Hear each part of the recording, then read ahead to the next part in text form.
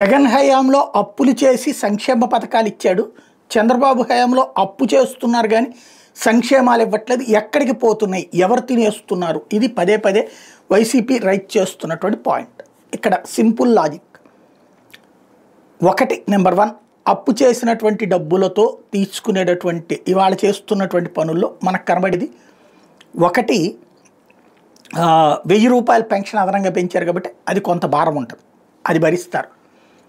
గ్యాస్కి ఒకటి కొత్తది కాబట్టి ఒక గ్యాస్ సిలిండర్ అది భరిస్తారు. రాబోయే రోజుల్లో కూడా గ్యాస్కి సంబంధించి భరించాల్సి ఉంటుంది.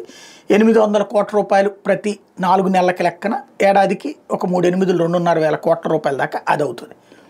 ఇవి రెండు కాకుండా బిల్లుల పెండింగే ప్రధానమైనటువంటిది.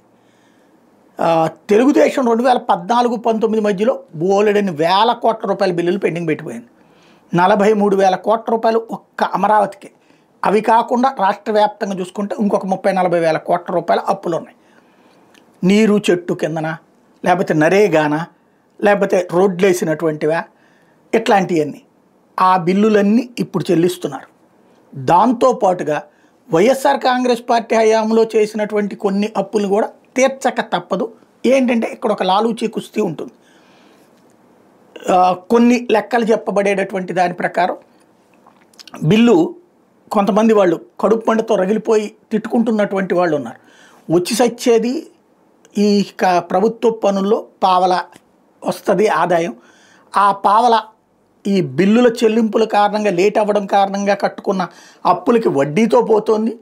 పోనీ అసలన్నా వస్తుందంటే అందులోనూ మళ్ళీ కమిషన్లు ఇచ్చుకుని తీసుకోవాల్సిన పరిస్థితి.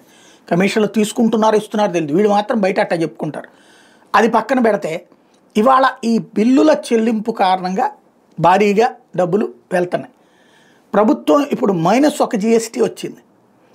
ఈ వాస్తవంగా -7-8 రావాల్సింది -1. ఎందుకంటే వ్యాపారుల దగ్గర ఎవరు కొనేవాళ్ళు లేకపోతే డబ్బులు ఎక్కడి నుంచి వస్తాయి?